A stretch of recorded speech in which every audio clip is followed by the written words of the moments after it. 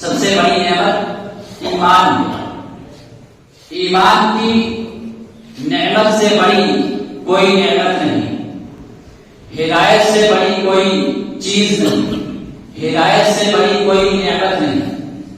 سب سے بڑی نعمت ہے تو وہ ہدایت ہے اور ایمان ہے۔ جس کو ایمان مل گیا، جس کو ہدایت مل گئی، وہ انسان کامیاب ہو گیا۔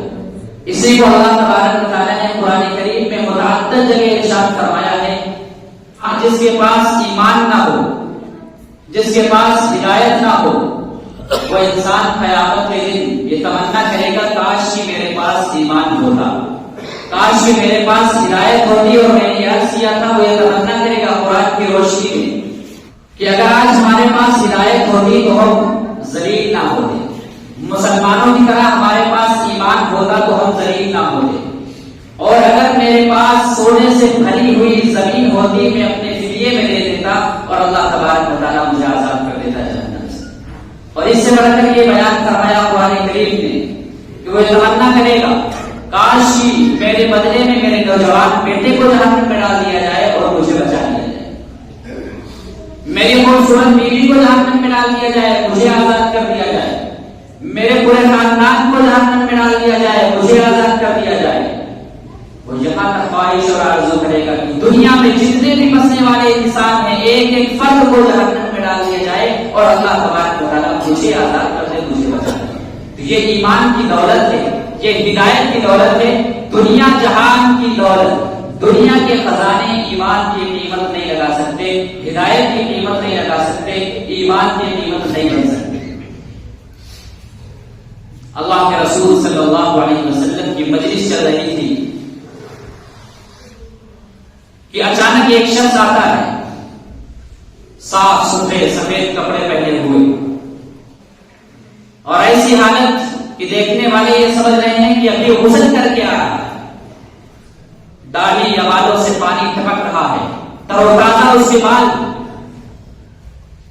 صحابہ کرام رضی اللہ عنہم کہتے ہیں کہ ہم نے اس شخص کو کبھی مدینے میں دیکھا نہیں، ہم تو اس کو پہچانتے نہیں ہیں، اور یہ مسافر بھی نہیں لگ رہا ہے، کیونکہ اگر سفر کر کے آتا تو اس کے کپڑوں پہ اور اس کے جسم پہ سفر کے آثار نظر آتے۔ چنانچہ وہ لوگوں کو ہٹاتے ہوئے نبی صلی اللہ علیہ وسلم کے قریب آ کر بیٹھ گیا، جس طریقے سے کوئی شاگرد اپنے استاد کے سامنے بیٹھتا، اور آپ کی بات کو بیچ میں روک دیا۔ صحابہ کرام رضی اللہ عنہم اجمعین فرماتے ہیں کہ ہمیں بڑی حیرت ہوئی کہ اس کو تو مجلس کے آداب بھی نہیں پتا ہے، مجلس کا کیا تقاضا ہوتا ہے کہ لوگوں کو ہٹاتے ہوئے اور قریب میں نبی صلی اللہ علیہ وسلم کے آ کر بیٹھ گئے، یہ تو بے ادب۔ اور اوپر سے یہ بات کہ نبی صلی اللہ علیہ وسلم کی گفتگو جاری تھی، اللہ کے رسول صلی اللہ علیہ وسلم گفتگو فرما رہے تھے، اس نے آپ کی بات کو روک دیا۔ صحابہ کرام کو حیرت تھی، وہ مجلس کس کی تھی؟ نبی کریم صلی اللہ علیہ وسلم جو کائنات کے اندر سب سے بڑے ہیں، کائنات میں اس دھرتی کے اوپر اللہ تبارک و تعالیٰ کے بعد اگر کوئی ذات ہے تو نبی اکرم صلی اللہ علیہ وسلم کی ذات ہے بس۔ صحابہ کہتے ہیں مجھے بہت حیرانی ہوئی، وہ آیا اور اس نبی صلی اللہ علیہ وسلم سے عرض کیا مجھے آپ سے کچھ سوالات کرنے ہیں۔ اللہ کے رسول صلی اللہ علیہ وسلم نے فرمایا پوچھیے۔ تو اس نے کہا کہ مل اسلام، اسلام کیا ہے؟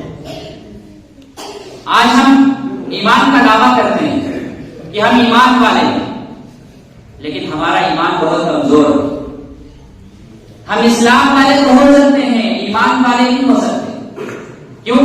اس لیے کہ اسلام ایک الگ چیز ہے اور ایمان ایک الگ چیز ہے، مومن ہونا ایک الگ سی چیز ہے اور مسلمان ہونا ایک الگ چیز ہے۔ ایمان عقیدے کو کہتے ہیں، اسی کو یقین بھی کہتے ہیں۔ تو آنے والے شخص نے کہا کہ من اسلام، اسلام کیا ہے؟ تو نبی اکرم صلی اللہ علیہ وسلم نے ارشاد فرمایا کہ دو گواہیاں دینا کہ اللہ کے علاوہ کوئی معبود نہیں ہے اور میں یعنی اللہ کے رسول صلی اللہ علیہ وسلم اللہ کے رسول۔ نماز قائم کرنا، اللہ نے اگر مال دیا ہے تو زکات ادا کرنا، اللہ نے اگر پیسے دیے ہیں تو حج کرنا، رمضان شریف کے روزے، یہ اسلام ہے۔ پھر اس نے سوال کیا من ایمان، ایمان کیا ہے؟ تو اللہ کے رسول صلی اللہ علیہ وسلم نے فرمایا آمنت باللہ، اللہ تبارک و تعالیٰ پر ایمان لانا۔ تو سوال کرنے والے کہ سوال سے یہ پتہ چلتا ہے کہ ایمان ایک الگ چیز ہے اور اسلام ایک الگ چیز ہے۔ ایمان یقین کو کہتے ہیں، ایمان عقیدے کو کہتے ہیں، اور اسلام نماز، روزہ، زکات، حج اور بھی بہت ساری عبادتیں ہیں۔ تو عبادات سے، اسلام سے ایمان مضبوط ہوتا ہے۔ آج ہمارا ایمان کمزور ہے، آج ہمارا عقیدہ کمزور ہے، آج ہمارا یقین کمزور ہے۔ ہم نام کے مسلمان ہیں اور ہم نام کے ایمان والے ہیں۔ ابھی آپ نے دیکھا کہ 25 دسمبر یہ تاریخ گزری، اس میں ایک جشن مناتے ہیں کرسمس کے نام سے، اس میں نہ جانے کتنے مسلمان بھائی ہمارے ایسے ہوں گے جو اس میں شریک ہوئے اور شریک ہوئے، نہ جانے کتنے ایسے نوجوان ہوں گے جو اسٹیٹس اپنے موبائل کے اوپر لگایا ہوگا کہ میری کرسمس، مبارکباد بھی ہوگی، حالانکہ یہ عیسائیوں کا تہوار ہے اور ان کا عقیدہ ہے کہ 25 دسمبر کو عیسیٰ علیہ السلام پیدا ہوئے، کس کی شکل میں؟ اللہ کے بیٹے کی شکل میں۔ ان کا عقیدہ ہے کہ عیسیٰ علیہ السلام اللہ کے بیٹے ہیں اور مسلمان ان کے تہوار میں شریک ہو رہا ہے اور یہ بتا رہا ہے کہ ہاں ہم بھی مانتے ہیں کہ عیسیٰ علیہ السلام اللہ کے بیٹے، جبکہ اسلام ہمیں بتاتا ہے، شریعت ہمیں بتاتے ہیں قل هو اللہ احد، اللہ کا تنہا ایک، اللہ الصمد، وہ بے نیاز ہے، لم یلد ولم یولد، نہ اس کا کوئی بیٹا ہے نہ اس کا کوئی باپ ہے، نہ اس نے کسی کو جنا نہ وہ کسی سے جنا گیا، وہ تنے تنہا ہے، اس کا کوئی ساتھی نہیں ہے، اس کا کوئی شریک نہیں ہے، اس کا کوئی باپ نہیں ہے، اس کا کوئی بیٹا نہیں ہے، اور مسلمان اس تہوار میں شریک ہو کر خوشیاں مناتے ہیں اور یہ ظاہر کرتے ہیں کہ دیکھو عیسیٰ علیہ السلام کا ہم بیٹا مانتے ہیں۔ یہ ایمان کمزور ہے مسلمان، اور اتنے ماڈرن مسلمان ہو گئے ہیں جب ان سے کہا جاتا ہے کہ یہ کیا کرتے ہیں، وہ کس چیز میں شریک ہو رہے ہو، تو جواب کیا ملتا ہے؟ نہیں، ہم تو نہیں مانتے ہیں عیسیٰ علیہ السلام اللہ کے بیٹے، ہم تو بس ان کو مبارکباد دے رہے ہیں۔ اس میں کیا حالت ہے؟ یہ کون ہے؟ ماڈرن مسلمان اپنی مرضی کا اسلام پہ جو چلنا چاہتے ہیں، جو اللہ کے رسول صلی اللہ علیہ وسلم نے فرمایا اس میں نہیں چلنا چاہتے، اور کہتے ہیں کہ اسلام تو بڑا آسان ہے، اسلام آسان ہے لیکن آپ کی مرضی کا نہیں ہے۔ اور اللہ کے رسول صلی اللہ علیہ وسلم نے فرمایا من تشبہ بقوم فهو منهم، یہ حدیث یاد رکھیں کہ جو شخص کسی قوم کی مشابہت اختیار کرتا ہے تو وہ انہی میں سے ہوتا ہے، اور قیامت کے دن اس کا حشر انہی میں شمار ہوگا، اسی انہی کے ساتھ میں اٹھایا جائے گا۔ چلیے آپ اللہ کے عیسیٰ علیہ السلام کو اللہ کا بیٹا نہیں مانتے، ٹھیک ہے، یہ ہمارا عقیدہ ہے، مسلمانوں کا عقیدہ ہے، لیکن ان کے تہوار میں شریک ہونا یہ کہاں سے جائز ہو گیا؟ جبکہ اللہ کے رسول صلی اللہ علیہ وسلم فرماتے ہیں کہ جو کسی قوم کا کوئی طریقہ اختیار کرے گا اس کا شمار انہی میں سے ہوگا۔ تو بات یہ چل رہی تھی کہ ہمارا ایمان بہت کمزور ہے، ہم مسلمان تو ہیں، ہم ایمان والے نہیں۔ آمنت باللہ، پوچھنے والے نے سوال کیا کہ من ایمان، ایمان کیا ہے؟ تو اللہ کے رسول صلی اللہ علیہ وسلم نے فرمایا آمنت باللہ، اللہ پر ایمان لانا، میں ایمان لاتا ہوں اللہ پر، اس کی ذات کے ساتھ تو اس کی صفات کے ساتھ۔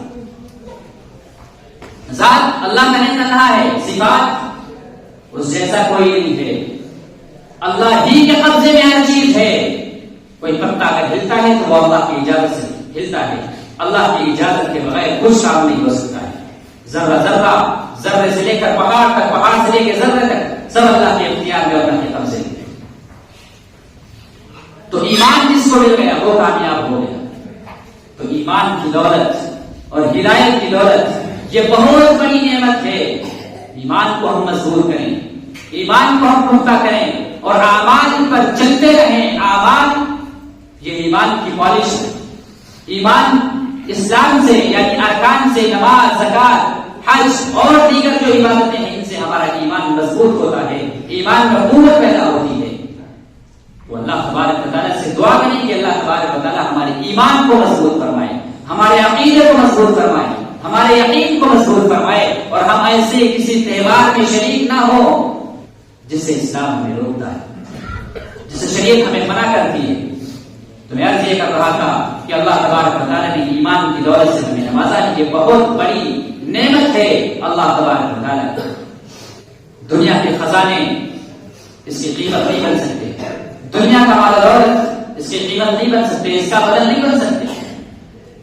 نہ جانے کتنے خزانے والے آئے، مال و دولت والے آئے، دنیا سے مٹا دیے گئے، ان کا نام لینے والا کوئی نہیں ہے، نہ وہ دنیا کے اندر کامیاب ہوئے نہ آخرت کے اندر کامیاب ہوئے۔ قارون کا تو نام آپ نے سنا ہو، حضرت موسیٰ علیہ السلام کے زمانے کا امیر ترین آدمی قارون، اللہ تبارک و تعالیٰ نے اس کو اتنی دولت عطا فرمائی تھی، اتنی دولت عطا فرمائی تھی کہ آج کے مالداروں نے خواب میں نہیں دیکھی ہوگی اتنی دولت، اور اتنی دولت اس کو عطا فرمائی کہ ایک طاقتور جماعت اس کی چابیاں اٹھاتی تھی، اتنا خزانہ اس کے پاس۔ اس نے ایک مرتبہ اعلان کیا کہ آج میں اپنے خزانے کی نمائش کروں گا، فلاں میدان میں فلاں دن فلاں وقت اپنے خزانے کو دکھاؤں گا۔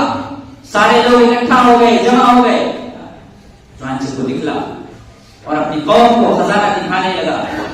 میدان میں اس نے ہیرے اور جواہرات کا ڈھیر لگا دیا، سونا اور چاندی کا انبار لگا دیا، لوگ حیران رہ گئے، آپس میں تبصرے کرنے لگے، باتیں کرنے لگے۔ وہاں کچھ کمزور ایمان والے بھی بیٹھے ہوئے تھے، وہاں جمع تھے، آئے ہوئے تھے۔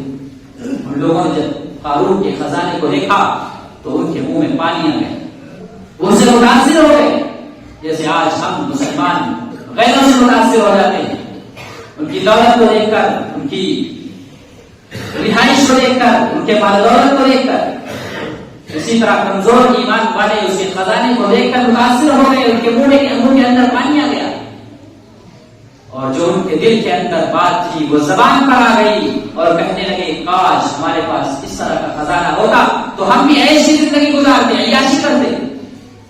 قرآن کریم نے اس کو بیان فرمایا، تو وہاں کچھ ایمان والے بھی موجود تھے۔ وقال الذین اوتوا العلم، قرآن کہتا ہے علم والے موجود تھے وہاں۔ یہاں پہ اللہ تبارک و تعالیٰ نے علم کا تذکرہ کیا ہے، علم کی اہمیت کو بیان کیا ہے کہ جو علم والے ہوتے ہیں انہی سے اعمال صالحہ کی امید ہوتی ہے، بغیر علم کے جو چلتا ہے وہ گمراہ ہو جاتا ہے۔ اور اللہ تبارک و تعالیٰ نے فرمایا کہ وہاں اوتوا العلم، علم والے موجود تھے، ان لوگوں نے ان کو سمجھایا کہ یہ کیسے تم جملے زبان سے نکالتے، تمہارے لیے ہلاکت ہو، تم کو اللہ تبارک و تعالیٰ نے ایمان اور اعمال صالحہ کی دولت سے نوازا ہے، اور یہ ایسی دولت ہے کہ ایک قارون کیا ساری دنیا کے خزانے اور دنیا کا جو مال و دولت ہے اس کا بدل نہیں بن سکتے، اس کی قیمت نہیں بن سکتے۔ اللہ تبارک و تعالیٰ آخرت میں تم کو اس کے بدلے میں، ایمان کے بدلے میں اور اعمال صالحہ کے بدلے میں جو ثواب عطا فرمائے گا، یہ قارون کی دولت کیا ہے اس کے سامنے، قارون کے خزانے کیا ہے اس کے سامنے۔ اللہ کے رسول صلی اللہ علیہ وسلم فرماتے ہیں کہ حدیث شریف میں مغیرہ بن شعبہ رضی اللہ تعالیٰ عنہ کی روایت ہے، فرماتے ہیں کہ ایک مرتبہ موسیٰ علیہ السلام نے اللہ تبارک و تعالیٰ سے فرمایا کہ اللہ رب العزت سب سے ادنا درجے کا جنتی کون ہوگا؟ تو اللہ تبارک و تعالیٰ نے موسیٰ علیہ السلام سے فرمایا کہ جب سارے جنتی جنت میں پہنچ جائیں گے، جنت میں چلے جائیں گے، تو ایک آدمی آئے گا، وہ سب سے آخری جنتی ہوگا، اور اس سے کہا جائے گا جاؤ تم جنت میں داخل ہو جاؤ۔ وہ عرض کرے گا اے اللہ رب العزت، سارے جنتی تو جنت میں چلے گئے، اپنے اپنے مراتب پر پہنچ گئے، اپنا اپنا حصہ لے لیا، میں کہاں جاؤں، میرے تم بچائی تھی۔ تو اللہ تبارک و تعالیٰ اس سے فرمائیں گے کیا تو اس بات پر راضی ہے کہ دنیا کے بادشاہوں میں سے کسی ایک کی بادشاہی جتنا تجھے دیا جائے؟ وہ عرض کرے گا جی میں راضی ہوں۔ تو اللہ تبارک و تعالیٰ اسے فرمائیں گے جا تو جنت میں داخل ہو جا، اور دنیا کے کسی ایک بادشاہ کے برابر اپنی بادشاہی کے برابر لے، جتنا ایک بادشاہ کی بادشاہت میں ہوتا ہے اتنا تجھے دیا جا رہا ہے، بلکہ اس سے 4 گنا زیادہ دیا جا رہا ہے، اور اس سے بھی زیادہ فرمایا کہ تیرا جو دل چاہے، تجھے جو پسند ہو وہ تجھے ملے گا۔ پھر موسیٰ علیہ السلام نے ارشاد فرمایا کہ سب سے اعلیٰ درجے کا کون جنتی ہوگا؟ تو اللہ تبارک و تعالیٰ نے فرمایا اس کے لیے اپنے دستے قدرت سے نعمتیں تیار کر کے رکھی ہیں، اور ان کے اوپر مہر لگا دی ہے۔ نہ کسی کان نے ان کے بارے میں سنا ہے، نہ کسی آنکھ نے ان کے بارے میں اس کو دیکھا ہے اور نہ کسی کے بہن و خیال میں اس کا گمان ہے. تو ایمان یہ نجات دلاتا ہے. اگر یقین ہو تو انسان کی نجات ہوتی ہے. وہ نہ ایک دن وہ جنت میں ضرور جائے گا، چاہے وہ ایک ادنا جنتی بن کر جائے. اور اگر اس کا ایمان کمزور ہے، بلکہ ایمان نہیں ہے، جس طریقے سے آج مسلمان ظاہر کرتے ہیں، دوسروں کے تہوار میں شریک ہو کر مبارکباد پیش کرتے ہیں، ان کا عقیدہ یہ بتاتا ہے کہ وہ اللہ کے ساتھ شریک ٹھہرا رہے ہیں اور وہ یہ مان رہے ہیں کہ عیسیٰ علیہ السلام اللہ کے بیٹے ہیں، یہ اللہ کے ساتھ میں شریک ہے. جبکہ اللہ تعالیٰ فرماتا ہے میں تنہا قل هو اللہ تبارک و تعالیٰ ہے، اس کی ذات میں تنہا ہے، اس کی ذات ایک ہے، وہ وحدہ لا شریک. بہرحال تو بیان یہ کر رہا تھا کہ وہاں کچھ ایمان والے ایسے ایمان والے تھے جو کمزور تھے. ان کو ایمان والوں نے سمجھایا، علم والوں نے سمجھایا کہ یہ کیسی بات تم زبان سے نکال رہے ہو، اس سے تمہارے لیے ہلاکت ہے. اور اللہ تبارک و تعالیٰ نے ایمان کی دولت سے، ہمارے صالحہ کی دولت سے نوازا ہے. جو قارون کی دولت کیا، سارے زمانے کی دولت، ساری دنیا کی دولت اس کا مقابلہ نہیں کر سکتی. لیکن جب وقت آیا قارون کی ہلاکت کا، جب اللہ تبارک و تعالیٰ نے قارون کو دھسا دیا زمین کے اندر اس کے خزانے کے ساتھ، قرآن کہتا ہے کہ ہم نے قارون کو اس کے ماں خزانے کے زمین کے اندر دھسا دیا تو نہ تو اس کا کوئی خزانہ اس کے کام آیا، نہ اس کی جماعت اس کے کام آئی، اور نہ خود وہ کچھ کر سکا. جب ان کمزور ایمان والوں نے اس کی ہلاکت کو دیکھا تب وہ اللہ تبارک و تعالیٰ کا شکر ادا کرنے لگے کہ اللہ تبارک و تعالیٰ نے ہم پر کتنا بڑا احسان کیا. ممکن تھا کہ اللہ تبارک و تعالیٰ ہمیں بھی اس کے ساتھ دھسا دیتا، کیونکہ ہم نے بھی ایسی آرزو کی تھی. اللہ تبارک و تعالیٰ کا شکر کیا. اس لیے مسلمانوں ایمان کی قدر کر لو. اللہ تبارک و تعالیٰ نے جو تم کو ہدایت عطا فرمائی ہے اس کی قدر کر لو، اور اللہ تبارک و تعالیٰ کے ساتھ کسی کو شریک نہ ٹھہراؤ. اللہ تبارک و تعالیٰ کرے تنہا ہے، کسی ایسے تہوار میں شامل نہ ہو، کسی ایسی چیز میں شامل نہ ہو جس سے یہ پتہ چلے کہ تم بھی اللہ تبارک و تعالیٰ کے ساتھ کسی کو شریک کرتے ہو، اور اللہ تبارک و تعالیٰ کو تم تنہا نہیں مانتے ہو، اللہ تبارک و تعالیٰ کو اکیلے نہیں مانتے ہو. اللہ تبارک و تعالیٰ نے جو ایمان کی دولت ہمیں نوازی ہے، ہدایت جو عطا فرمائی ہے، یہ بہت بڑی دولت ہے. سب سے بڑی دولت ایمان ہے. ایمان جس کو مل گیا تو کامیاب ہو گیا.